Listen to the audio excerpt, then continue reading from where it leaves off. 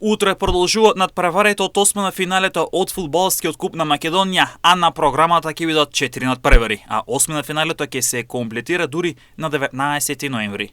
Утре ќе има прволигашко дерби на Башкими Силекс во обид на двете екипи за пласман во четвртфиналето. Уште едно прволигашко дерби на Македонија Ѓорче Петров и Струга Тримлум за пласман во следната рунда. Работнички на домашен терен ќе игра против второлигашот Брегалница од Штип, додека пак второлигашот Шкендија Рачиново ќе се соочи со прволигашот Пелистер. Во среда, актуелниот освојувач на купот на Македонија Вардар ќе игра против второлигашот Новаци, каде Вардар е голем фаворит. Колото се затвара дури на 19 ноември со надпреварот меѓу Шкендија и Тиквеш.